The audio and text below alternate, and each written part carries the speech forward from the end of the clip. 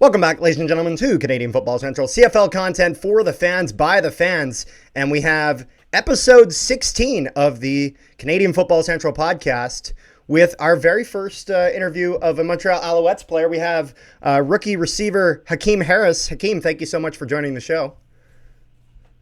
Thank you so much for having me, man. You guys look great. You guys run a good show, so I'm excited to be here and just, talk some more about myself. There you go. I think you're the first person to say we look great, so that's nice. Yeah. And it's funny because we're all wearing different Alouettes hats. Yes, yeah, sir. exactly. See, we all got to rep the different styles. Yeah, but Rick, he has the best one. He's got that beautiful indigenous logo. Like that, I love that version of the logo. It's so nice. It's funny. It's funny because me and Carter were going through all of the indigenous merch when it came out. Yeah, we did. And Carter, which one did I say was my favorite? I think I'm pretty sure you said that it was the Alouettes logo. There you go. It's because I'm sorry, that Dreamcatcher looks better than a horse. It is a damn shame that they don't have a jersey version of that. I think all 9 teams should have the jersey version of it with it, because some of them have it and some of them don't. But yeah, so before we kind of get into things, I just want to give a little bit of a shout out to an Alouettes page has been very friendly to the channel, Alouettes Central on Instagram. So if anyone's looking for Alouettes content on Instagram, check them out. They're always kind of up to date, really right away with Alouettes news. So make sure you guys check that out. And if you guys are watching this video right now, which I'm assuming you are, you hear me, make sure you guys leave a like and subscribe to the channel. And if you're listening on Spotify, make sure you guys give us 5 stars. We very much appreciate your support. And so we will get started here, starting with, so just wondering, we kind of like to go chronologically through the course of the career, kind of get everyone to know who you are. So in regards to football, what was your experience playing, or I shouldn't even say football, what was your experience playing sports growing up, and what got you into football up until, say, the end of high school? Okay. So I come from an extensive background of playing multiple sports. Grew up playing soccer, basketball, football was one of them. Did a little bit of track and field here and there, even some tennis on the side. Oh yeah. So very athletic kid. Grew up around all sports. Everything was always outdoors. Me and the family, we were very outdoorsy. Never really too much inside. But the story starting football, actually, I was in Target, and this was in Georgia. I was about 5, 6 years old, running through with a small red Atlanta Falcons football down the aisle, and there was this man that came up to me and he said, where's your parents, son? And I went looking for them through the aisles because I left my family to go play in the toy section. So yeah, stayed active. So I go introduce him to my family, and he ends up being this head coach for this football program called Hapeville down in Georgia. And oh yeah. his son was the quarterback, met them, and then that was my early years of starting and understanding the game of football. So I see. That's how I got started in as a child, and then growing up through middle school, high school, I moved from Georgia to Toronto. Oh yeah. And finished out my high school years playing in Toronto Nice. at a school called Brother Andre, and yeah, through my senior year. After my senior year, I started getting a little bit of attention from some D1 programs and some D2 programs, along with like youth sports and things like that, and schools like that in Ontario. And ultimately, I wanted to go to the U.S., but I didn't have the SATs at the time because my mind wasn't really set to playing ball back down south. It was just the opportunities that presented themselves. So instead of just going straight to college, I went to a prep school called Milford Academy, and it was just strictly football and classes. It was just a football team there on campus, basically, and ended up taking my SAT, did well on that, scored like an 1160. So that was like a great score to put up to end up going to multiple different schools. And unfortunately, it wasn't an unfortunate event. It was more so like I was very new in the recruitment process of transitioning from Canada to U.S., so a lot of things I didn't have knowledge of. So I ended up after prep school walking on to this D2 school, happened to be Davenport, and the very next semester I earned a scholarship, and There you the go. rest is history. Yes, sir. I see. So, were you always a receiver when you played football, or did you kind of experiment with a few different positions? Just because I remember kind of when I started, I eventually found my way onto the offensive line, but I didn't. I certainly Oh, didn't start there because football. I learned very quickly that football coaches put you where they think you will do well. Um, yeah, and so, is there any other positions that you gave a try before kind of landing on receiver? absolutely. Absolutely. So in Little League, I have to shout out my coach for this, Coach Doug, man. So in Little League, he literally used to put me everywhere. When I tell you tight end, running back, quarterback, receiver, linebacker, safety. So I played both sides of the ball, and that's what ultimately brought my versatility to the game and just the understanding. And then growing up, even in college, That's my really last two valuable. years of college ball, I ended up playing receiver and corner as well. So having Nice. that knowledge and playing on both sides it basically gives you like a coach's perspective of the game because you're understanding not only what the offense is doing to affect the defense, but what the defense is doing to affect the offense and Yeah. how to position yourself, how to win. And it's just a game within the game, basically. Well, I mean, yeah, if you especially if you're playing corner, I can Yeah, imagine you know from your time playing corner what is easier and harder to defend against, I imagine. And so I absolutely. imagine as a receiver that allows you to probably, I'm assuming, adjust your positioning in a way that can put you in a better chance to get that catch. Absolutely. Absolutely. I see. So you mentioned that you went to Davenport University for Yes, your sir. college ball there.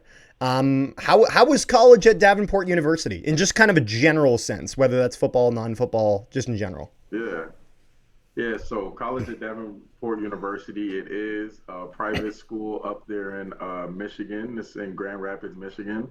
Oh yeah, So it being a private school, it's one of those smaller schools, but like a very close-knit family circle, if that makes sense. So it's yeah, not really like a major school like Michigan, where it's a abundant of people. So yeah, you really end up knowing a lot of the people on campus, and most of the people on campus happen to be athletes just like us. So it was a very athletic school, close knit. Everybody knows everybody type of thing. So hanging out with other teammates outside of sports was very easy. We lived very close. It was to the point where like yeah, we would have each other as friends. We just walk in each other's rooms, like, "What's up? What you doing?" And then you just yeah. kick it in their living room for a little bit. But yeah, outside of that, the classrooms, small classrooms of like no more than 30 people. So it was very easy to know your professor, have one-on-one conversations, and get help with schooling at that point. And then football wise, we were very fairly new to NCAA when I got there. I believe it was our second or third or fourth year in NCAA football. We Oh were wow, so very fresh. NAIA previously. Yeah, so I basically was there through the whole developmental process of our program, and watching us become the team that we eventually got to at my senior season. Awesome. Yes, sir. So what would be your best college memory, one football related and one non-football related? Okay. Best college memory would have to be, I would say most recently in my senior season. It was our senior day actually, and I scored a 77-yard touchdown. And the reason that was so significant was because at the time my parents were transitioning from Canada to the US and moving, and it was very hard for them to make it to certain games. So just Yeah. being my homecoming game, my whole family's out, and it's one of our Mm. big major games. It was a blackout game, so like I think one of our best uniform combos. It was like the perfect picture you could imagine, like a football player, especially as a receiver wanting.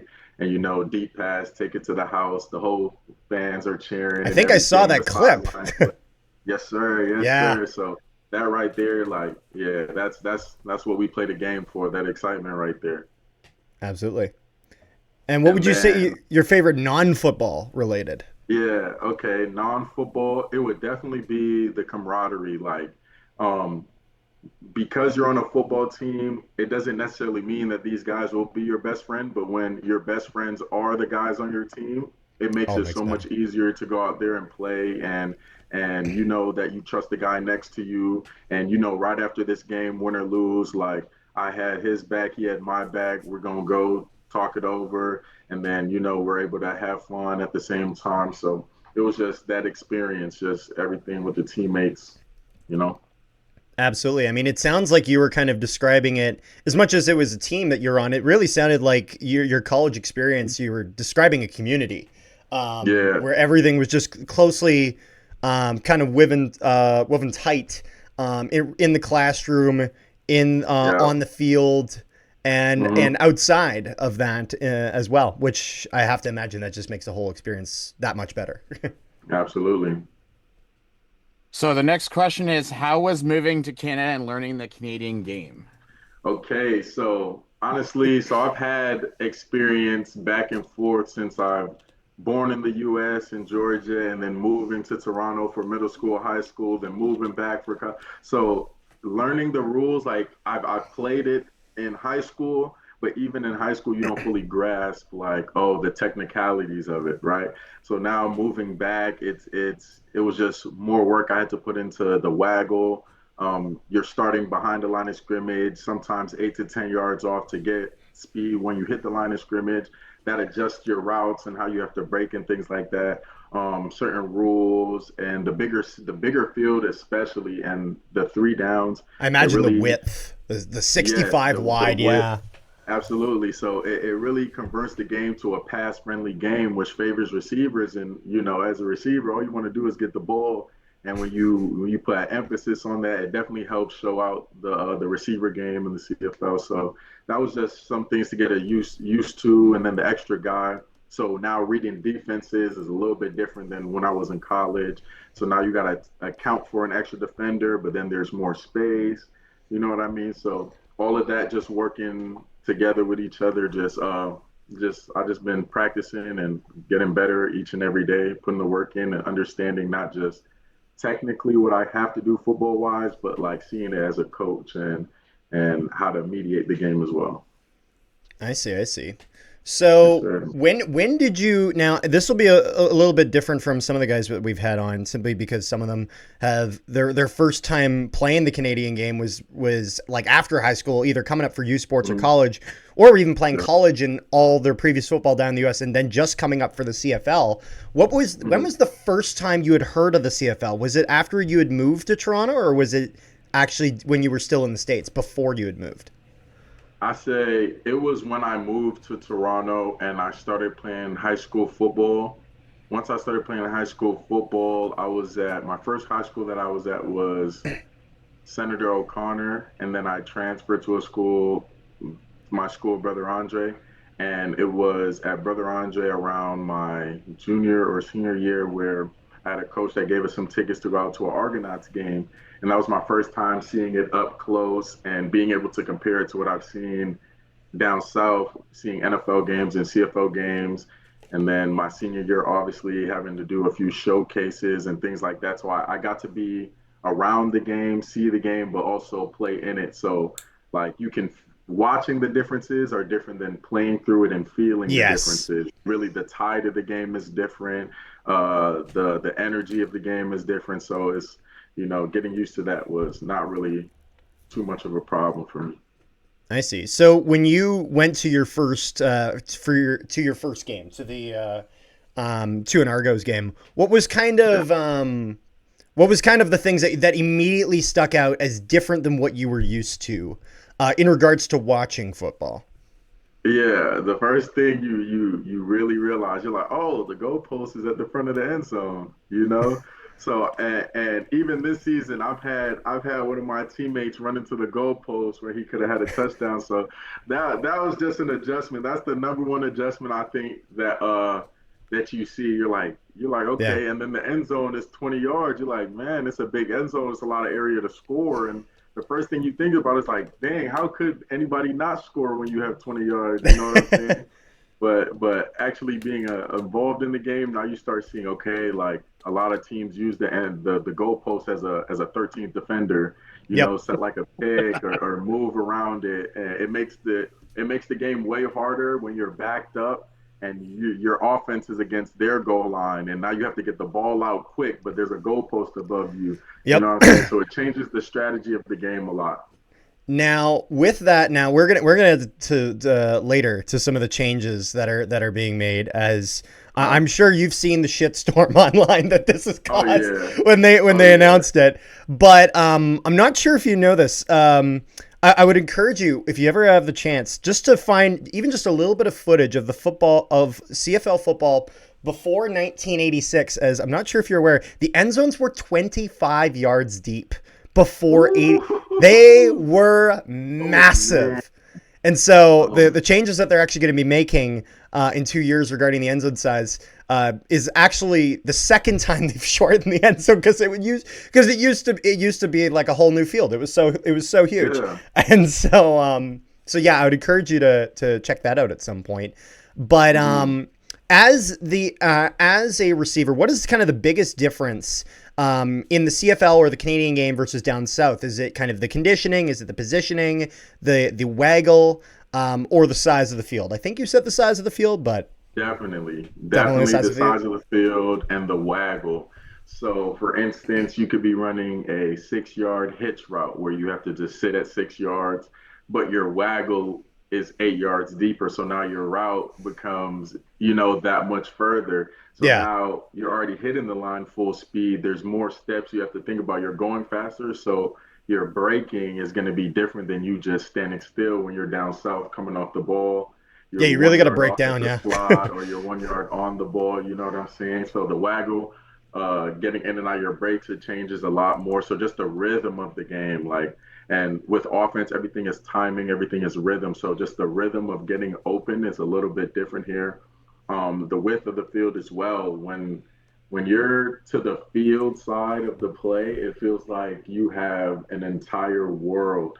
And then even on the boundary side, it feels like you're to the field when you're on the boundary. It's just that yeah, much space. So it opens the game up to a lot more creativity and cut back lanes because you're way further from flowing defenders. So it gives you a lot more space to maneuver, and momentum carries a lot of weight in this game over here because yep, of this so much space. Using your momentum and continuing and being very flowy is very predominant here. I feel like down south, because it's a smaller field, everything is tighter, everything is shorter, so it's more rugged, it's more technical, it's more, you know what I mean? So that's yeah. the major differences between these two. That's fair. Okay, so the next question is I'm gonna change this up so to make it easier for you. So, what would be your favorite city in Canada to play in, and what's your favorite American city to play in? Okay, favorite city to play in gotta be Montreal. It has to be Montreal without a But besides doubt. Montreal, we got to make this question interesting. Okay. Besides Montreal, playing in, I would say I would give it to Sask. I would give it to Sask. A The lot of stadium players over have there is said Sask. amazing. Yep. Yep, and I had my combine there this season, so Oh yeah. I've already it was like a second homecoming for me, going back to Sask and playing there. But yeah, their field is amazing, their fan base is amazing. It's really loud. Like all week at practice preparing, we had the speaker right behind the huddle, Yep. blasting it to make sure we get the plays in, to make sure we're hearing because we know that Sask is going to bring the energy. So Yeah. for sure, Sask. Yeah. Yeah, no, I know that here in Winnipeg, whenever they're preparing, because kind of the two big games that always happen every year, no matter what, here for the Bombers are Labor Day and Banjo Bowl, then the following week. And so Yeah. I've though I've not attended any of their practices, I've heard from Ed Tate and some of the other Bombers performers that they are just blasting the shit out of those speakers at practice Yes. because they know when Yeah. they get to Sask that, especially Labor Day, it's Labor Day Banjo Bowl is sold out every year. Tickets Every are way year. more expensive for those games, and it's the usual level of loud times two for Yeah, both for games. So sure. For sure. For sure. yeah, And the U.S. city? Okay, US city. I would have to take you back home and go to Atlanta. A lot of love and respect for football in Atlanta. just growing up, even at Little League games, there's a lot of support there. Like people show up and show out down south. So I would have to give it to Atlanta for sure. Oh yeah, there's been I've seen some like even football movies where like the whole city closes down. Yeah. That's But crazy. everyone goes to I think it was like Friday Night Lights or something like that, or radio or something like that, where Hmm. like the whole city closes down just so that everyone goes to like eat, and it was a Absolutely. high school game too. Yeah, absolutely. I think the closest For I've seen sure. to that is I've seen that a little bit for college ball. As I'd my family had family friends of ours. They don't live there anymore, but they lived in Gainesville, Florida, of course, home of the Florida Gators. And we Yeah, were yeah. down there when the Gators. This was just a few years ago. I think the Gators. I want to say it was the Rose Bowl that they were in. I can't remember Hmm. which exact bowl game it was. And so, of course, the game's not there. It's somewhere else. And so we had went to just like I don't know, like a steakhouse bar, whatever it is, and they had taken the TVs and they combined them on like four of them together on the wall for this, and they were like seamless, like just to create one giant TV. And Yeah, I don't think there was a single person in that restaurant that wasn't wearing some sort of Gator shit when they were at yeah. that meal. Absolutely. And nobody and it was, even though the food was very good, you definitely got the vibe that nobody cared if the food sucked because everyone was there for the game. Was there for the game. Yeah. Absolutely. No, Sure. I love that. I love when there's that kind of buy-in. I think the CFL at times in Canada can have that. I think in Yeah. Winnipeg, because I can only really speak from what I've seen in Winnipeg. I think I've seen that at Yeah. times, but I gotta say it happens most with hockey Yeah. here in Canada. Absolutely. Winnipeg Jets and the whiteout is it's a different animal. I'm worried about the amount of property damage that would happen if they ever win the Stanley Cup. Like I know it would go Yeah. crazy. I mean, I know the city. I know how psychotic people can get. Oh yeah. you're talking about that. Do you not remember what happened when Vancouver lost the Grey Cup? Yes. You're talking the Stanley Cup. Yeah. I don't know if you're aware of this, Yes. Hakeem. Vancouver in 2011 lost the Stanley Cup in Game 7 Uh-huh. to the Boston Bruins. You can Okay. search up the Vancouver riot 2011 and Okay. caused millions of dollars in property. I think there was at least Oh one man. death. Like it was really bad. Oh Um, man. but I think I want to say ESPN was going to make like a 30 for 30 on it. It was like it was really bad. There was I just searched it up. There was property damage to 52 businesses, Man. 122 vehicles, and $4 million worth of damage total. Because the problem was that they had their street party, but at the Hmm. time there was no limit to how big that street party could get, and the amount of security they had for the amount of people was not prepared. They were Man. just grossly understaffed, Uh, and it just got out of control. yeah. And so that's probably I think the craziest one in recent memory because I want to say the Hmm. Canucks lost one in like the 90s where it was Yeah. where I that had, gotta I want to check say it was that out 94. Yeah, no, for sure. it's Oh, a ridiculous thing that has happened. Canada, we take our hockey very seriously, like the States takes their football. Oh yeah. That's Oh probably the yeah. best. I That's can probably the best definitely comparison. tell. Yeah, For sure. For sure. I can definitely tell. absolutely. Are there any CFL or NFL receivers, past or present, that you would admire, draw inspiration from in your career? Oh, absolutely. So first, I think the number one receiver I watched growing up was Randy Moss, man. Randy Moss, he was like 6'3", 6'4", 210, 215, speedster, deep threat, like just freak of nature. Like when Randy Moss hit the field, it was just like, and watching that as a kid, I was like, yeah, like I Yeah, want to be like that. Like that right there is just complete dominance on the field and just having fun and just being just locked in that zone that a lot of athletes that we talk about or want to be in. Like it seemed like he got in that zone every game. yeah, And also being Atlanta, watching Julio Jones, you know what I'm saying? So that's kind of where the number 11 inspiration comes from, watching Julio Jones oh growing yeah, up as well.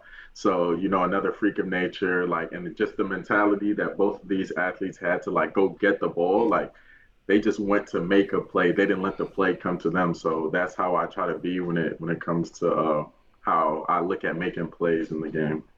yeah. So, having played for various teams across different leagues in both Canada, the U.S., just kind of all over the place, how do you adapt quickly to both new environments and new playbooks?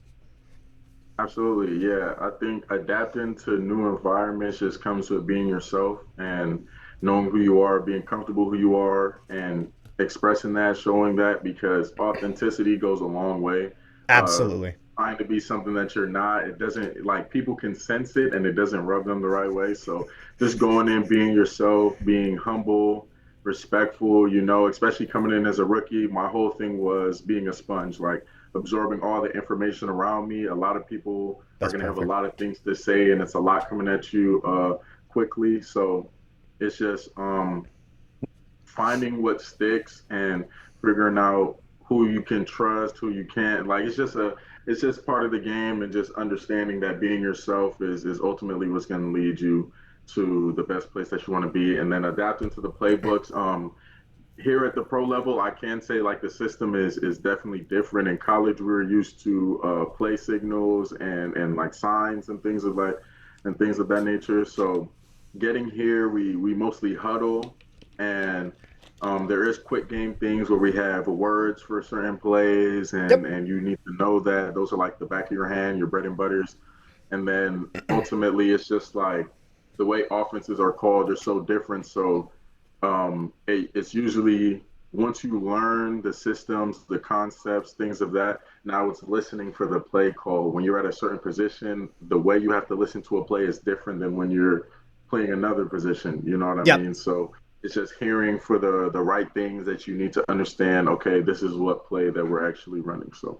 No, I even remember some of that from some of the time that I had played, like even just in high school up here, Mhm. as there'd be kind of a long play call that our quarterback would give out in the huddle, and I'd know Oh which yeah, portion is for the O line and which portion's for the and so yeah, you just focus on your portion, exactly.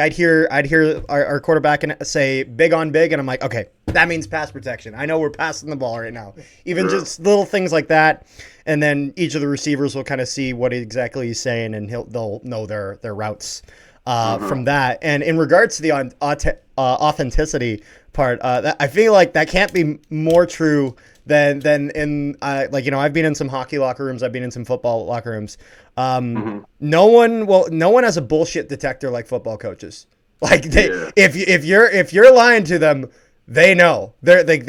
You can't get anything past them. Can't So get past them at all. It's like a sixth exactly. sense that they have. Oh, it Yeah. totally is. Mhm. And especially with you now playing at the pro level with the Alouettes, it's like the the experience that you're getting in that coaching staff and in that environment and the amount that you can learn from that is so immense. I think going in with the idea of being a sponge is probably Yeah. the best thing you can do, where you're like, hey, you want to put me on special teams, put me on special teams. You want to put me on Absolutely. offense, put me on offense. And at the end of the Absolutely. day, that's where it's like if you're a guy looking to get reps, as I imagine almost every guy is, that's Hmm. how you do it. Is just by coach says something, no questions asked, go do it. Do it So full speed. that is the perfect mentality to have.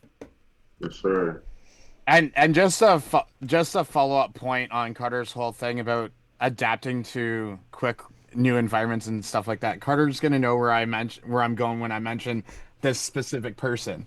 Hmm. But there is an offensive coordinator in the CFL. Carter knows who I'm speaking about. His I didn't name even is need you Miss. to say anything else. I know who you're talking about. His name is Mr. Tommy Kendall. He's not He a is the fan of him. offensive. No, he is the offensive coordinator for Ottawa. He was with us during two different sets of time windows. Hmm. Even when he was with us, like he did not change his playbook whatsoever. And even watching him in Ottawa, you can tell as a fan what they're gonna run when they bring in their subs. If it's a run or pass play, like you can pick up on those things. It's like, bud, Yeah. like, come on, everyone knows your tools. Change things up. But Man. the one thing I will say is that even with that, every offensive coordinator is going to have their strengths. They're going to have their weaknesses. They're going to have their plays that they're comfortable with. And I think getting different offensive coordinators, regardless what you think of them, gives you like if you get an offensive coordinator that loves running screenplays, well then make yourself the screenplay expert. You know, if you're constantly running corner routes, then make that your bread and butter. And I think that getting those different experiences can really allow you to become a very well-rounded player. Although I think Rick, you had the next one here. Yeah, so I know we're only into 18 weeks of your CFL career, but what would you say is your favorite CFL moment?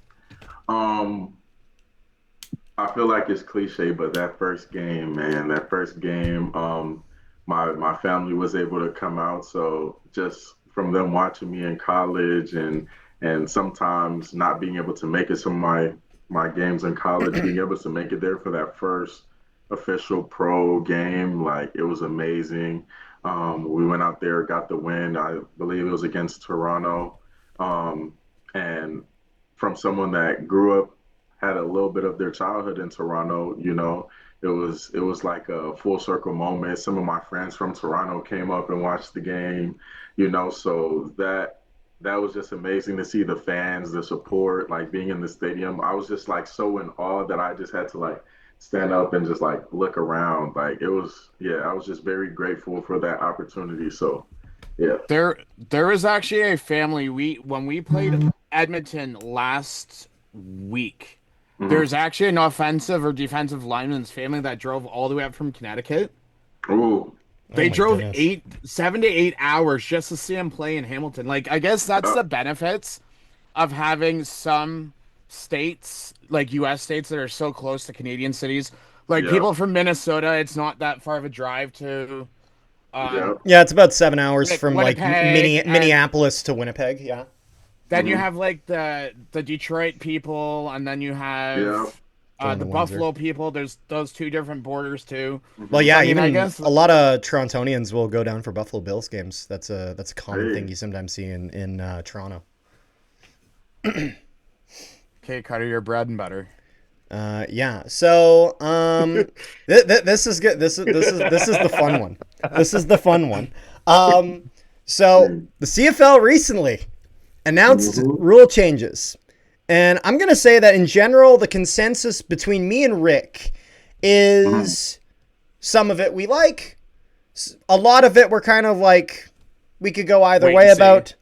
And a little bit of it we're skeptical. And we're kind of like, I don't know about that, but we'll see. And so there's the main changes that are coming. There are the changes that are first being introduced in 2026 with rule changes, and then the field dimension changes will be happening in 2027. So starting with I want to go each one individually because I feel like that's interesting. So the first kind of major one change, I would say, which is I'd say that both me and Rick are generally a fan of this change, is the Rouge has always been an interesting thing in the CFL. It's been one thing that's been setting it apart. I think that we would be sad to see the Rouge leave the game completely. However, the fact that you can no longer win the game on a missed field goal, that is good. That is good. Because I like the fact that if you're taking a knee in the end zone and you're getting field position, there should be a cost of getting that field position. For sure. However, celebrating after missing a field goal is crazy to me. And I'm glad that, because I think I'm not sure. Did you see there was a game last year? It was 1919 between Saskatchewan and Toronto. Toronto misses the field goal and wins the game. I've seen the Saskatchewan brain come pretty close to exploding. As my time as a Bombers fan, I don't know if I've ever seen it blown up quite like that, and I can't really blame them. I would be frankly pissed off too if that's how my team lost. I'm all for that change. Did he not miss that on purpose? I don't know. I don't know if I'd say he missed it on purpose. I would say that he probably went for the field goal. However, was more focused on getting power behind the kick than trying to control it as much. So that way he'd try to hit the field goal, but if he missed, he knew he was going through the back of that end zone. Yeah. So I imagine that was probably the change that happened. So me and Rick have applause to that rule change. Overall thumbs up to that. Thumbs up to that. I think me personally, I maybe would have kept it on kickoff for if a kicker really boots the crap out of that through the back, give him a point for that. But that's a very tiny nitpick. I think that there's a net positive that comes from that. From kind of the second one, and I'm interested to know your thoughts on this, just because in Winnipeg this has been standard for ages, is benches on the opposite sides of the field. That's something that in Winnipeg, Saskatchewan, I just that is what I know. That's what I'm used to. And the idea of having them on the same side of the field brings me back to high school. And of course, it was just recently we saw, what was it, Coach Ryan Dinwiddie almost get into a fight with someone on the sidelines in Toronto. And I'm thinking, man, that makes good television, but I can see the lawsuit coming. Like, that could be problematic. So here's the funny thing about that is, I don't know if you know Hakeem, but the one player was just released by Toronto, and he got signed by Edmonton, and he was trash talking the Toronto team, like his former teammates, and then the players went after him, and then Ryan Dinwiddie went after him, and then just burning the bridge. It's not a good look. Oh man. Not only that, That's why I support the not only that, but at least you guys don't have to run like 80 yards for a substitution. God, an O lineman having to run 100 yards.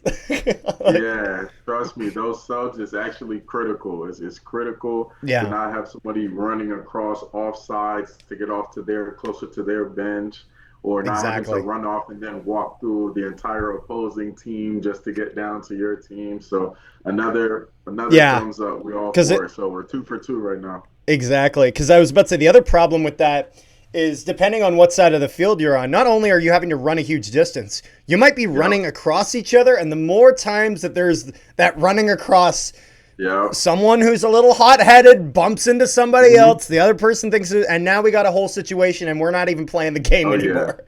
So, Oh yeah. Now, the other one that I liked, and I liked it simply because of the current inconsistency that we sometimes get, is and this is something that I feel like you'd probably be able to speak to this more as a player, as I feel like a lot of fans maybe have an opinion on it, but don't actually really know what it looks like in practice, about the 35-second automatic play clock. Of course, changing from the 20-second play clock that used to have been blown in by the official. What is kind of your thoughts on that? Because I'm assuming when you were down in the States that they had used an automatic clock down there? Yeah, so I'm very comfortable with it, very used to it. Instead of those moments after making a play, and so this is a tactic that we use to control the clock, because we know that the ref has to blow it in. So when you're late in the fourth and you need a breather, you might call a sub. We're taught to, go ahead and celebrate. Throw the ball on the ground, celebrate.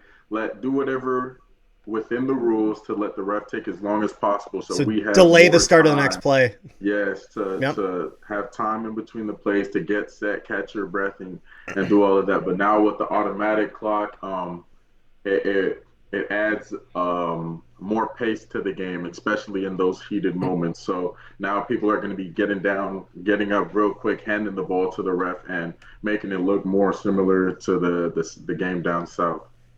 Yeah. So I'm not opposed nor against it. I'll say I'm indifferent. That's fair. Ultimately, it's what I'm used to, so I might give it a 1.5 up. So that's fair. Lenient. The only thing that I have with this rule change is what they're going to do within the last 3 minutes. Because if you really think about it, that's where I'm going to be honest. I just don't know enough. I'd have to see that play out in a game to actually know what that looks like. Because if you really think about it, that's what, 6 plays and then the game's over. If you really think about it. Well, it depends, because Exactly. that's if you're taking every single second of the 35-second clock. You may not necessarily always be doing that, Rick. So it True, depends. Yeah. So it might add another level of strategy. The other thing I think that might make that last 3 minutes interesting is that might add a sense of urgency at times, where it's like, okay, we got to get this playoff now. Well, we can't. Yeah. We can't wait. There's no waiting on an official. There's nothing. We got to go. I think And listen, yeah. Oh, I was gonna say, now listen, if you get a time count violation off of that, that's your own stupidity. Yeah. Yeah. Basically.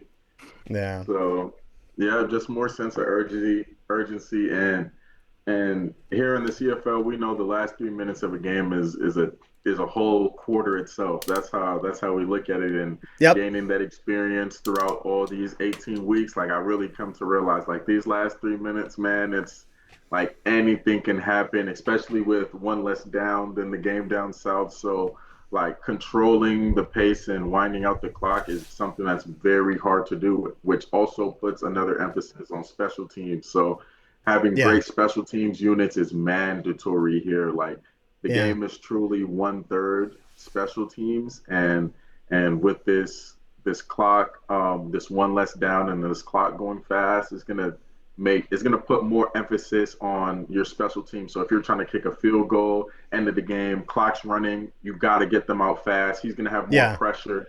He's not gonna have more time to sit down, calm his nerves. So you know what I'm saying. So I could see it adding a next layer of excitement in the game, just by it being faster pace, and teams are gonna have to manage the clock better. However, I can also look back and see, like, those last 3 minutes with the clock stopping, you getting like an extra 10 minutes, 15 minutes of actual, like, real life time in that game because of the stoppages. So I can appreciate both sides. So That's fair. You know, I'm indifferent. I kind of like it. It is what it is. Yeah. And that's the I feel like that's kind of an opinion that we're not hearing enough of, in the sense of that I think with a lot of these changes, I don't think the CFL is losing what makes it the CFL. It's still that big wide field 12-man football, 3 downs. I think those are kind of the fundamental changes. I still truly believe that the CFL has the best form of kickoff in professional football. I know that some people disagree with it, but I'll put it this way: fair catch. You're rewarding a player for killing the play, and the NFL one that they have currently, as much as you're not killing the play, you're also having everyone stand still for half the play, and so So I'm definitely all for a CFL kickoff. I like the running down. I like the lanes. It looks more appeasing to the eye. It opens lanes up for the returner a lot more, because people are at different depths, and that's really how you get out. But at the same time, I could also see the injury side of it, where the NFL wanted to, reduce a lot of injuries with people coming down full speed and just, so I see both sides, but that's fair. Still all for CFL kickoff. Yep. Yeah. No, and that's why I think that the no yards rule is so critical on that, and the fact that it is a 15-yard penalty. It's such a, like, you take that, you're losing a lot of field for that. Absolutely. And even more so when they change the size of the field. Before Carter goes to the 2027 changes, listen, I think I was looking at a stat the other day. There's 42 of the 68 last minute I was actually plays. going to ask you to pull this up, Rick. Where did I send it to you? Was it in the group chat on Facebook? Oh, you might have. I want to say it was around 42 of the, 68 games in the CFL this year that have been comeback wins. Yeah. Over 50%. That's crazy. And if anyone knows what it's like to lose in the last minute, it's friggin' us. Hey, man, but yeah, that is literally the core being of the CFL. Like, up 2 possessions, up 3 possessions, it doesn't matter. So that's it's why it's I'm not on even both sides. Yeah. It's not even that, but I'm sure you remember watching the Hamilton-Toronto game Labor Day. Yep. Where we went, I think there was 48 seconds left. We went and scored down a touchdown, and then Arbuckle threw it to goes the entire damn distance of the field. Yeah. And it's like you don't even know until that clock says 000. Anything can Truly, happen. Yeah. truly, it really keeps you at the edge of your seat, and that's where I could see like the excitement factor, and that's where like the clock comes into play right there, where like okay, we get a little breather. It keeps the fans engaged for sure, and it's longer. So again, I'm indifferent to that one. I'm indifferent to it, but yeah, exciting. I think exciting plays will be made with these new rules as well, though. So I I don't think it's going 100% to be agree. completely like lost. I think we'll be able to keep you guys entertained. Oh yeah, no, this, Uh, yeah, I don't see the. I'll put it this way: I don't think the field size changing or maybe a couple rule tweaks will make the talent all of a sudden just vanish yeah, from into thin air. So yeah, going into the 2027 changes, yeah. the first one I'm going to talk about, and this one will kind of relate to you a bit as a receiver, is Hmm. so you've played with 20-yard end zones. You've Yeah. played with 10-yard end zones, and then, of course, playing in Montreal, you have a bit of an interesting situation is you have those 20-yard end zones that kind of taper on the corners. And so Hmm. they're making this change. And so original to go to a 15-yard end zone. Again, not the first time they've shortened the end zone, 1986, when the CFL goes from Yeah. 25 yards to 20. 25 Yeah. still seems insane to me. Um, That is.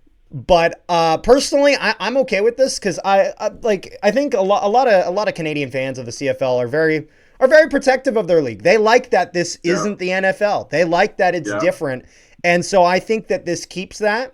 And I'm generally a fan of the field dimensions being the same in every stadium. I think that Mm. consistency is good. Yeah. That's where baseball actually like that's the one novelty I love about baseball is that your Yeah. outfield fuck you can do whatever the hell you want in your outfield in baseball like they just go True. whatever the hell the distance they feel like building the damn thing. Yeah. But in football, I think it works best having it be uniform across the Yeah. league at For 15 sure. yards. So do you feel like For that's going to sure. impact the play calling a lot? Kind of losing Absolutely. 5 yards? Absolutely. Those 5 yards are major. A lot of touchdowns are scored in the back end of the end zone, like far to the outside, lofted up over the shoulder type catches. So I It's could the see Nick it being a Dembski challenge for special. you feel me? So I can see it being a challenge, but I think people are gonna adjust fine. Like Absolutely. especially as a newcomer to the league and just leaving a 10-yard end zone, 5 yards to me is still gonna be gracious. So Yeah. you know, but I'm I'm I'm also in the middle for that. So I know that the goalpost is moving to the back, so I feel That was like you actually the kind of have next part we to are going to get to. yeah, Yeah. you kind of have to work. You have to tie those two together. Like, why is the end zone shrinking? Okay, because they're moving the goalpost to the back. So, with So that that middle change now being opens said, then up. you see what I'm saying? That makes a lot more sense. And then, uh, so yeah, I kind of like that change too. Yep. I That's like fair. that change more than I don't. Yeah, it gives you a little bit less space to score a touchdown, but ultimately, I think we'll still be able to adapt and work with it. Yeah. Well, Yeah. because there was kind of three reasons that the CFL had presented for the goalposts moving to the back of the end zone. Firstly, was player safety. You have a Yeah. massive steel post in the middle of the field. No matter Yeah. how rare it is, like because you had mentioned that one of your teammates had run into. Was it at practice Yeah. that they had run into it, or During a game, I during a think, game? I think, I believe it was preseason. So my very first CFL game preseason against Ottawa at home. I think there was a pass from Davis to Rambo, and Charleston Rambo he hit the post while going for the ball, and I was like, wow, like I really got to see it Ouch. like firsthand, like Yeah. like there Well, really is. I You remember kind a of few. I remember a few years ago because I don't know, like they have like these. I see these memes sometimes on social media of when uh, one player hits another, and then they show kind of the college, like, oh, Texas State defensive line or whatever. I've seen ones of yeah, a player hitting the uprights, and it's the yeah. uprights is talking, being like Yeah, I know Canadian football. exactly what you're talking about. Yeah, exactly. He Yeah, gets it. for sure, for sure. The uprights made a tackle, a great defensive Yeah. play, and the goalpost is going to celebrate too. Yeah, well, and you described it so well with it being, it really is kind of a 13th man on that defense. For sure. And so they had that was the first reason. So even though I think it's not necessarily extremely common, it's a massive steel post in the middle of the field to play. That's the reality of the situation. Yeah.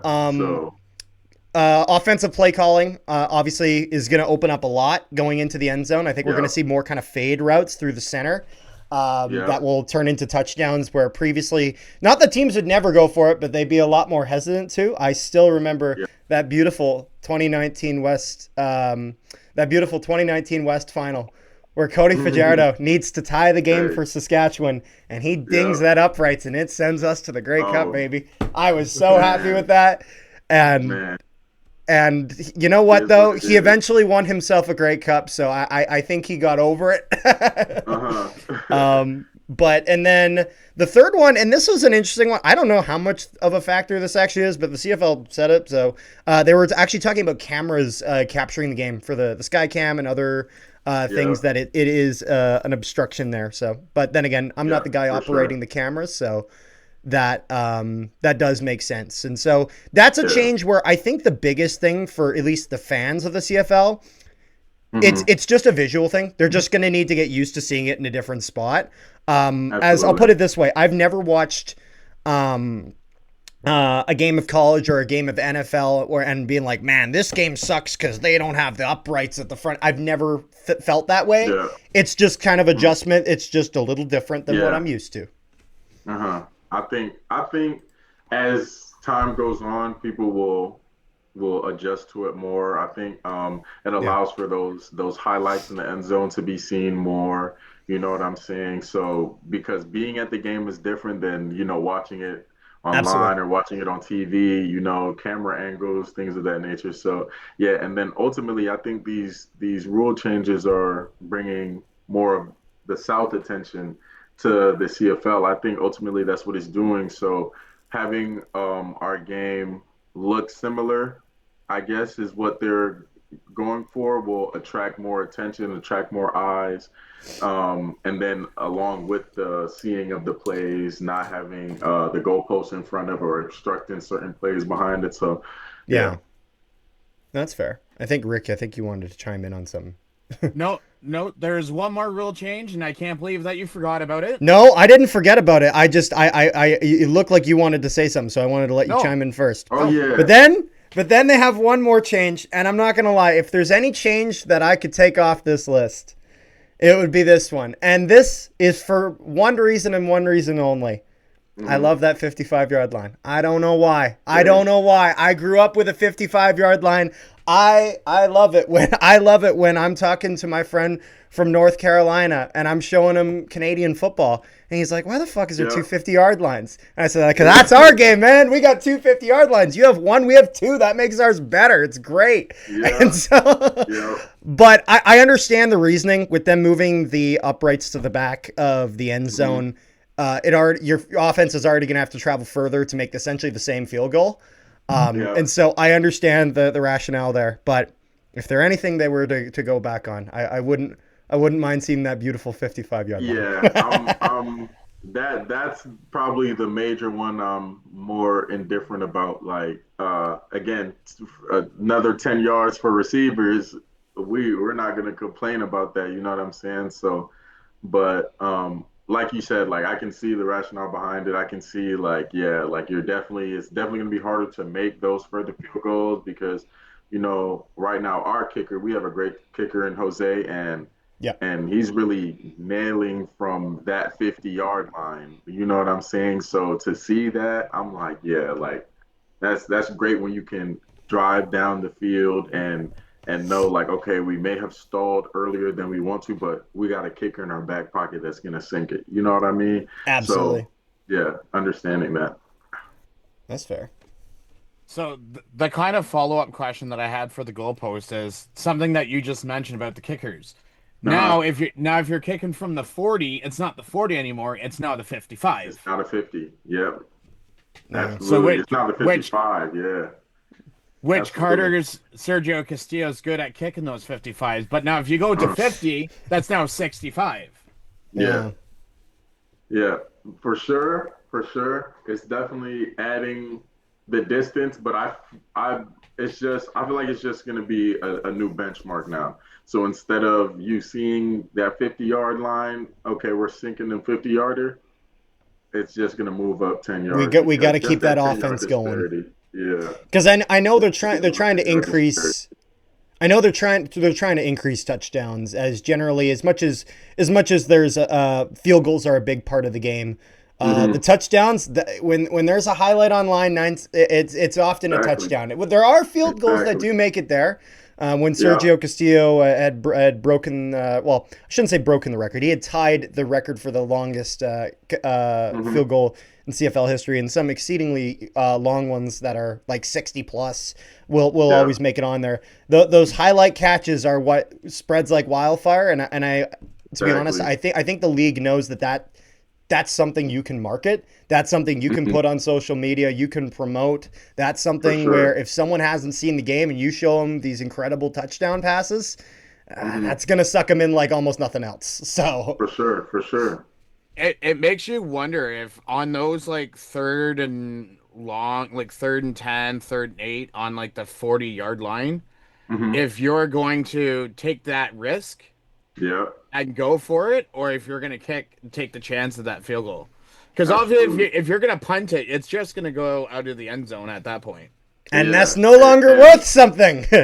I think it puts another emphasis on your cover units. So like your field goal cover team, if they if we're thinking about missing a field goal short, okay, now we got to get down and cover to hopefully gain that 1 point from keeping them inside the end zone. So I think it puts an emphasis on certain special teams units and then relieves others. So Absolutely. yeah. Yeah, so I think overall the changes I'm relatively okay with. As Hmm. in general, I don't think I'll put it this way: the I've seen a lot of people online where this is doom and gloom, and I understand the kind of protectionism that the CFL fans have. Yep. But in general, I again because they're not touching the three downs, they're not touching the width of the field, which won't affect it going. It's still Hmm. 12-man football, still got that waggle. I still think the Yeah. things that make Canadian football Canadian are still there. I don't think that they lose that even if there is a bit of a reimagining of the game. I think the only thing that may get lost a little bit is by moving the uprights to the back of the end zone. I think we're going to see a lot less missed field goal returns, as Yeah. now the majority of missed field goals are probably going through The the back. back. Yeah. For So sure. that kind of stinks a little bit, but I don't think it's the end of the world because again we still have those beautiful kickoff returns and punt returns Yeah. with our no yards rule. I think Yeah. they still have that. And now I think Rick, you had something here. Yeah. What has been the most challenging moment of your career, and how did you overcome it? Mm, okay. I would say the one thing you can't really prepare for is just the pace of this current lifestyle. Going from college, everything is very scheduled out, mapped, and it's not like we're not scheduled here down to a T, but you may play on a Thursday, you may play on a Friday, you may play on a Saturday, and that changes your week. Um, like next week, we have two games on the same week. We play Ottawa back to back that Monday and that Friday, so our week looks completely different. You know what I mean? So we always practice hard. Some weeks it's a short week where we may get 1 to 2 practices, and some weeks it's a long week. We may have 4 to 5 practices that week. So it all just depends on the schedule when you're playing. So adapting to that as well as flying, you're changing time zones, your circadian rhythm, your sleep schedule is a little bit messed up, and you got to be prepared the next day to play. So it's just adjusting to that phase of the game and overcoming it is just experience. Like the more you're in it, the more you experience it, the more you're able to prepare for it. Okay, what does my body need when I'm traveling 7, 8 hours across the country? 3 hours behind. I'm gonna need more fluids this week. I may need to carry a meal with me on this flight. So it's Yeah, just getting acclimated and that type of There, thing. there's also absolutely. the ones that have to go meet up with like the trainers to get that extra. Oh yeah. that extra time to if you got injured or something, and then Yeah, you have to extra play in three treatment days. You have to get for sure, for that sure. recovery with them. Uh-huh.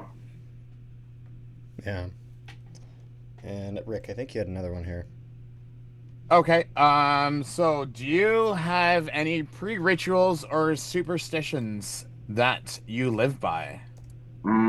Superstitions, not really pre-rituals. I would say just a prayer in the end zone, prayer in the end zone. A few of my teammates do it as well. And along with the prayer circle at the end of the game, we'll have a Mhm. pastor or somebody lead a prayer Yeah. that way. So, very, very big in my faith of God. So I just make sure to make time for him for giving me the opportunity to come out here and entertain, Yeah. play the game that I love. I get an extended childhood ultimately is what football is. So, a lot Yeah. of people wish that they were in the position that I am. So I could never take this for granted. So, just making time to give God all the glory and praise and, just making sure Yeah. I'm ready to go.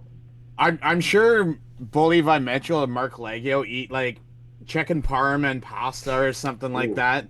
Just because Mark Leggio is Italian, so like we always give him like the Italian signal from the oh yeah. sidelines. Oh But yeah. yeah, he always does that like every game day. It's just like, okay, I gotta Mm-hmm. go have my Yeah. bowl of pasta and Well, stuff like that. and even Mm-hmm. we had done last year an interview with linebacker for the Saskatchewan Roughriders, AJ Allen, and for his pregame ritual, he plays chess on his phone to warm his eyes up, to get his eyes kind of thinking and looking at every possible outcome and whatnot, and just kind of getting in the zone that way. And That's so a good I know one. for a lot of players that I've seen in the league, both before the game, like the prayers that you mentioned, I've seen that both before the game Yeah. and after the game. And so is that so did you kind of grow up in a family of faith and that's just something that you've really carried on with you, or is that something that you kind of got into a bit later in life? I grew in a family of faith. Yeah. My father has his degree in theology, and my mother grew up in the church. I grew up in church, so it was just passed down. But then, as you get older, you start to understand that your walk with God is your own. So honoring Him and praising Him is not something that I do because I was raised to do it. I do it because I have that personal relationship with God. And as you get Absolutely. older, grow into these things, that's what you realize. So, yeah, it's important. And the same way you give your attention to football, the same way you give your attention to the other things that you're passionate about, I just make God one of my passions and make sure, I spend time in there as well. Absolutely. No, Yes, sir. that is a big thing for a lot of people, and so I just Yeah, wanted to ask about that. So thank you. absolutely. And so our next one is actually, this is a question from a fan. This is from Argos Nation on Instagram. He's asking, Okay. what is the funniest moment that you've ever had with a teammate? Okay. Funniest moment I've had with a teammate. Um, Hmm. I would say definitely back in college. So, one He's of like, my which ones closest, can I say? but yeah, one of my closest teammates and friends to this day was a guy named Trey that I met in my freshman year going to Davenport, and we had a friendship all my years, even now. So we ended up moving in together our final year. We went and got an apartment off campus and everything, and um, I would just say living with one of your best friends is always a funny moment every day. So, is whether it's the arguing who has dishes this day, who's taking out the trash, you know what I'm saying? But ultimately, it gets done. Sometimes when after practice or something and you guys both want to hop on the game and now you're trash talking because you're like who's more competitive, it's just the macho man, things like that. So definitely living with one of your best friends constantly is always going to be like one of the funniest things, whether it's moment to moment or specific events and things like that. And then at the end of the Yeah. day, like we kind of watched each other grow up for the past 5 years. So we got to see each other come in, hairstyles change, your facial experience change, your whole college experience, experiencing that with one or a few people. It's like, yeah, that is definitely a lot of funny moments in that. Absolutely. Like I remember even before we had started Canadian Football Central here Yeah. on my other channel, which I cover some Bomber stuff there, but then also my brother covers the Winnipeg Jets on the Nolan Hockey Podcast. Hmm. We had done a podcast with CFL legend Chris Walby, Hmm. former offensive lineman for the Winnipeg Blue Bombers, who was talking about kind of really how different football has become and how after the games back then in the 80s and the 90s. Oh, there was no meal prep. You're going to a burger place and you're eating like shit, and you're Oh just eating yeah, whatever it is. And so a lot of times you get some fun moments with your teammates in that regard, which I for imagine sure. maybe have changed a little bit in terms of dieting and whatnot, and the options that they have available at the Oh games. yeah, But I imagine the fun moments stick around. for sure. Always and always the locker room experience. You know, even from high school to the pro level now, like when you're with your guys, it's like you guys are in your own little huddle, your own little community in the locker room.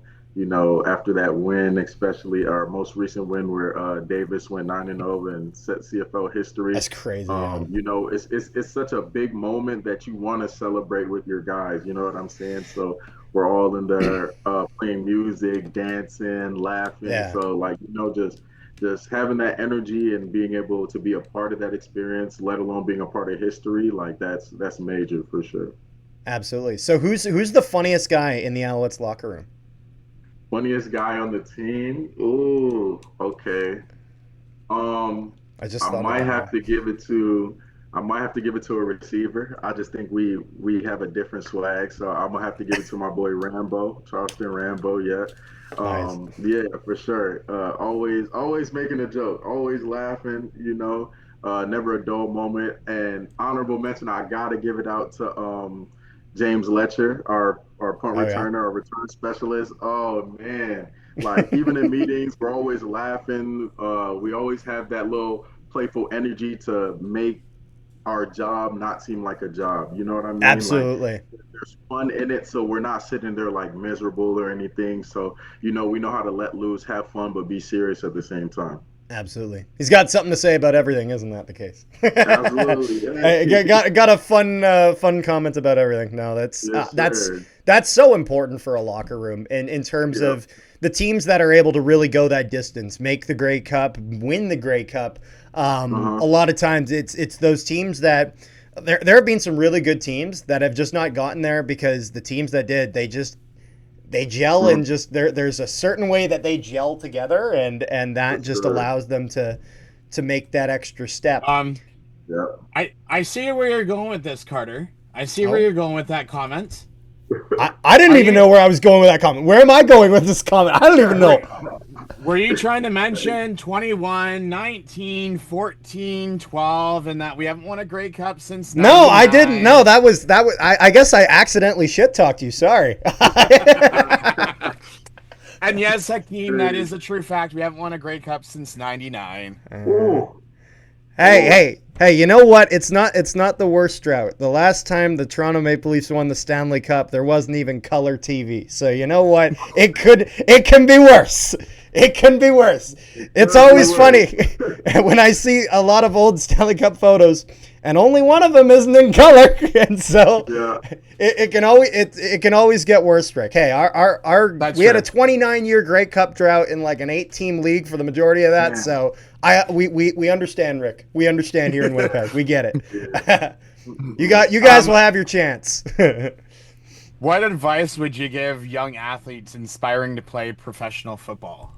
Oh, that's a great question. The number one thing I would say is, and I know a lot of people say it, it's consistency. So, there's this quote recently that I heard, I forget who it's by, but basically it says, "Are you willing to be committed to the process without being emotionally attached to the outcome?"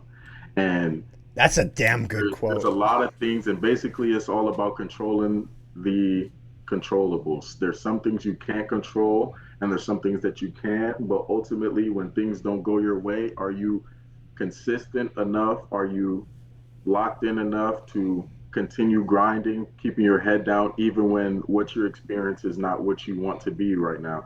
You know what I'm saying? So I believe very much that you are who you want to be before you're that.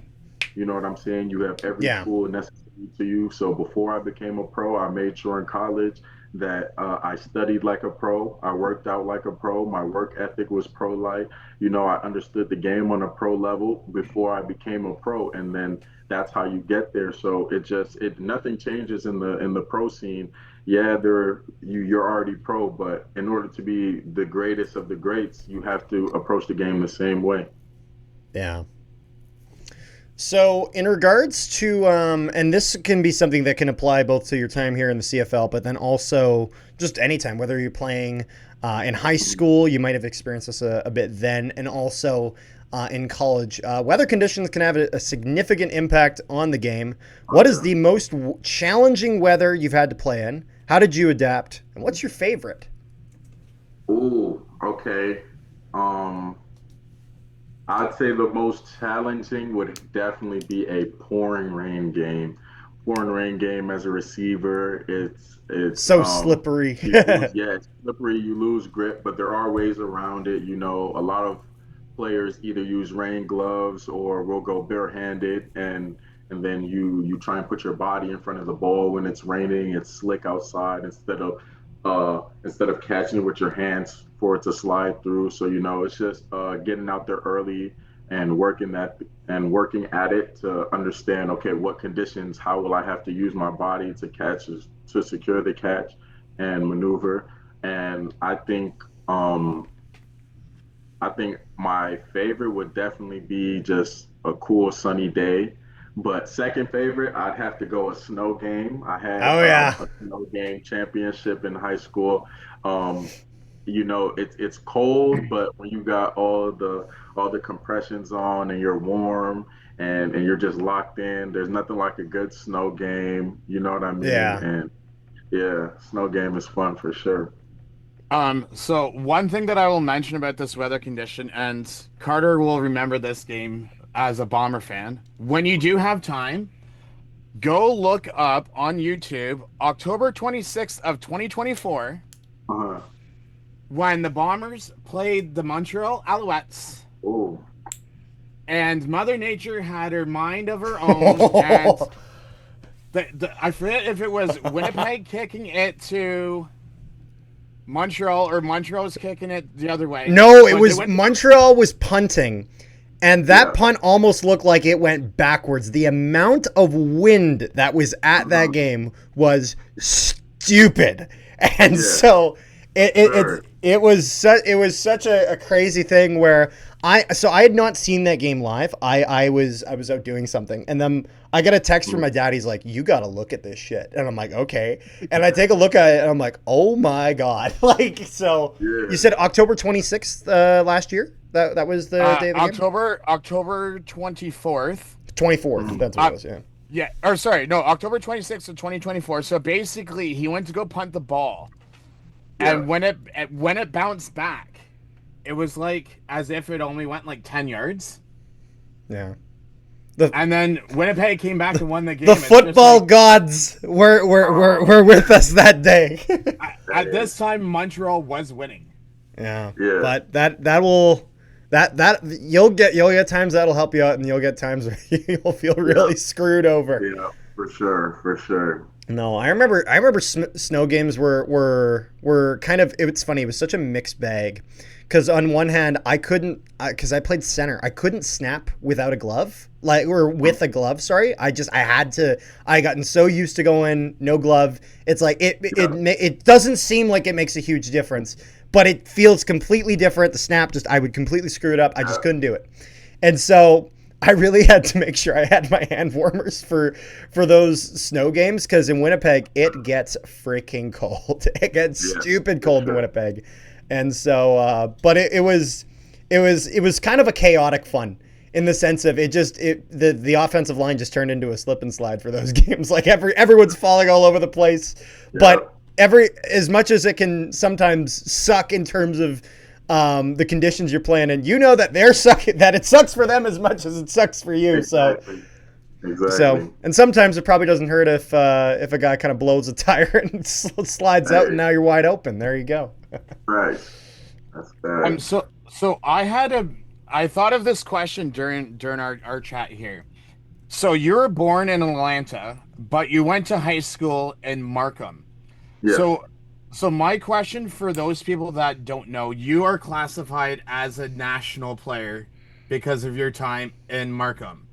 So Yes. how do they determine, like, at what point in your life do they allow you to get the national status as being a Canadian or an American? Like, do you have to do like middle school plus high school, or how do they determine that? No, so going to Davenport, I actually had a teammate transfer into Windsor, and I believe you need to play college football there for 3 years to qualify because he was able to go to the combine as well.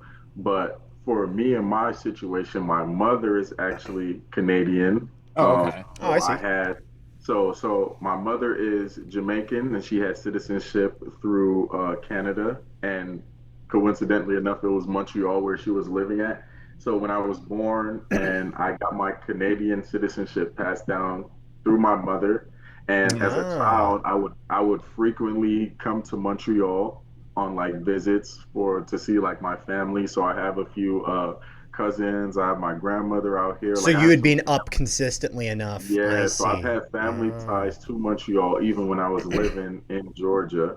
And then we ended up moving to Toronto, and then Markham is where I transferred to a different high school. So I always had the Canadian citizenship, but however, if you are an athlete playing in college and you do want to qualify as a Canadian, you would just have to play 3 years of Canadian football, I believe. I see. Then Yeah, that's got to be pretty nice that not only are you playing in the CFL, but you're playing for the Alouettes, having family yeah, there. I got to yeah, imagine that that's absolutely. just kind of an added bonus to all of that. Yeah, crazy full circle moment for sure. Absolutely. And so, unless Rick has something else here, I think I got So just one. I Oh, do have one more question. do you want me to So go with mine first, or you want to go for it? I'll go with yours because then you can finish on yours. So Yep. my question, so if you compare being a high school kid and you compare the difference between a US university training camp and a CFL training camp, Mhm. like what would you say is like kind of like the differences and like the comparisons? Because Um, I mean, outside of the whole professional thing, yeah, I'm just saying like two different leagues type yeah. thing, and what like the, the differences and also the like comparison So between. yeah, Yeah. so like the whole structure of camp is fairly the same. Like it's a month long. You're grinding. The only difference I would say is the preseason games. So we'd still be in camp, play a preseason game, come back. We're still in camp. So that's probably Oh, the only so bonuses. there'd be Whereas overlap. yeah, so whereas in college it's scrimmages. So you may scrimmage your offense or defense against each other. But here it's just preseason games. But outside of that, like the structure of camp is fairly similar. And in college there at Davenport, I was very used to 3 hour practices. So coming to Montreal, having a 4 hour practice isn't that too far off. There's a break period in between, so it's like 2 hours and 2 hours. But ultimately, like coming from a college that put a lot of emphasis into their fall camp, 3 hour practices, prime heat of the day. You know what I mean? So it wasn't too different for me. The only differences I would say was it being my first year, learning the playbook, the system, while also maintaining relationships and getting to know everybody. You know what I mean? Just everything being a new experience for me. This camp, it definitely was. It was it was amazing at the same time as it was like fast and very overwhelming sometimes, but ultimately I and I guess with college you could also throw in like going to classes and then trying to oh, balance your classwork with yeah, football and then This one, it's practices and trying to get like the stuff for your Absolutely. body outside of practice. So Yeah, getting film. So for sure. I see. Carter, did you want to go And with the so last one? I think we had just one last one here. Now I'm not sure how much you would have here just because you're kind of so new to the league, but I'm sure in a few years you'll have a little bit more. Here is what was the weirdest thing you've had to sign, along with maybe the strangest encounter with a fan. On the show, we have gotten some wildly different answers. With I'd say with some players like yourself that are have just joined the league recently, having not yet experienced some of the craziest that we can get, but I think our craziest one would be, even before we had Rick as a co-host, would be when we first started doing these player interviews. Our first one we did was in February 6th, 2022. We had former player Wayne Smith. He played with the Hamilton Tiger Cats, the Saskatchewan Roughriders, and the Toronto Argonauts, who had he was at a mall in Saskatchewan and was doing an autograph signing. And I don't know if you've ever noticed this in Saskatchewan. Any household item, anything you can think of that gets put in your house, there is a version with a Rider logo that they sell somewhere with everything: spoons, knives, forks, anything. I would be hell, even something like a padlock, they probably have a Rider logo on. That's just that is how it is there. And someone had requested him to sign Saskatchewan Roughriders women's underwear, and which he was unsure of whether to fulfill this request or not, and if he was going to cause any problems or not. And so, has there been anything quite like that you've had to do yet, or any strange encounters, or are we gonna have to are we gonna have to revisit this a little later into your CFL career and maybe get there? This. I do not have a story to top that. One right there. So, just so that you do know, we've had a car engine in Calgary. We've had a dresser from Hamilton. Like just a dresser shelf, like a drawer, right? They just took the drawer out and they got it signed. We had someone this year at our autograph session bring in a coffee maker. So I mean, you'll get there someday. Oh, yeah, I haven't had too many weird interaction with fans. Most of them have been very positive. One thing that Carter forgot to mention, you gotta put the whole story out there. It was the mom trying to get it for the daughter. Yes. Oh. Which doesn't make the situation any better. Hey. He was like, oh, I don't know, man. Am I gonna be like a home wrecker? What the hell is happening? Like, am I gonna get in trouble for this? Yeah, he's looking around, being like, am I supposed to be doing this? Like, this is not what I signed up for today. For sure. Like, I've had some people, very, very few people. Not like I'm a celebrity or anything, but I've had a few people like know who I was by just seeing me on the street, probably like just shopping around or walking around. So that, like, experiencing that for the first time is kind of like crazy when you really realize, like, oh, you know who I am, really? Like, yeah, you feel me? So that, outside of that, most of the interactions are usually very positive. That's good. Most of them are probably after games where fans will come up and they want pictures, they want autographs, things of that nature. But yeah, nothing to top his story. So see, my thing is, like, if someone was to come up to me and ask me for an autograph, if I'm like shopping, okay, depending on how they approach me, like if they're gonna be, pardon my French, and ask about it, well then no, because this is my personal time. Exactly. But if you approach someone politely and say, hey, do you have a moment to do this? Yep. Then I've seen so much, like, the paparazzi chase just don't, like, violate people's personal space, like, no kidding. They are still human beings. Yeah.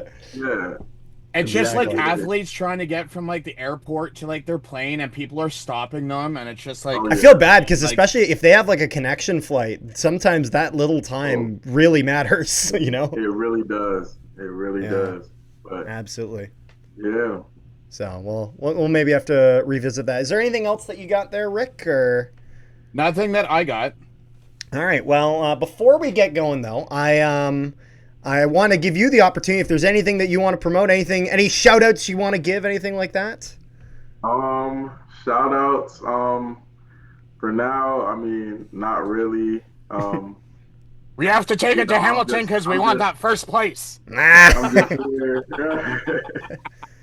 Hey, I'm just here, rookie season, just trying to keep my feet under me. You know, they say the easy part is making it, the hard part is staying. So that's where my focus is on. You know, staying and spending time with my family as well. You know, we just had a bye week, so I was just out there with my family. Shout out to family. Yeah. But outside of that, yeah, that's pretty much it for me.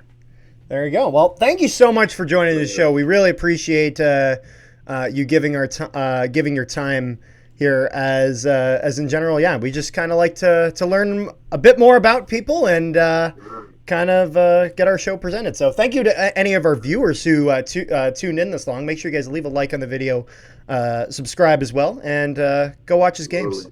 Go watch his game. Yell from the crowd. You know. Yes, sir. Thank you guys for having me, man. It was fun. It was a great conversation.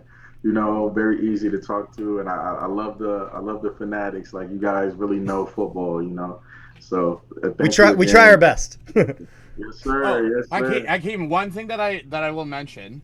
Are you a college football like video game person or Madden? Madden more than college. Okay. So if you go to Team Builder, I kid you not, there are people that have created the CFL teams.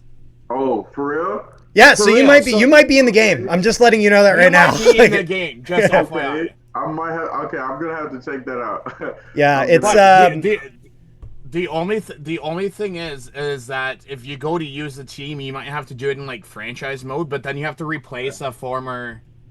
You have to like replace a team with a custom team. Yeah. No, the guy who creates them is a guy on Twitter X named Nelson Hakovich. Actually, we actually did a video with him just a little over a year ago on when CFB 25 had come out on the stuff we put in there. So if you ever actually are on the college game, or even I think it might be the exact same code for Madden, where you can like search like a username. It's actually in the description of that video is the exact code that you'd be able to search. So if you're looking for it, that might give you a help out.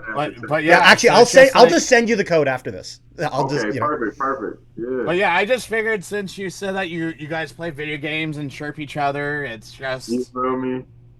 Yeah, every once in a while you can go to Rambo and like, man, like I just got this long touchdown, like you can't even do that. Hey, exactly. Yeah. But I just wanted to throw that out there. Thank you. Fair enough. So thank you so much for joining the show. Thank you to everyone who tuned in online, and obviously coming up the following day after this is going to be our interview with Alouettes defensive back Lorenzo Burns, so make sure you guys check that out as well. And to all the people at home, peace, love, and positivity for everyone watching, and we will see you guys next time.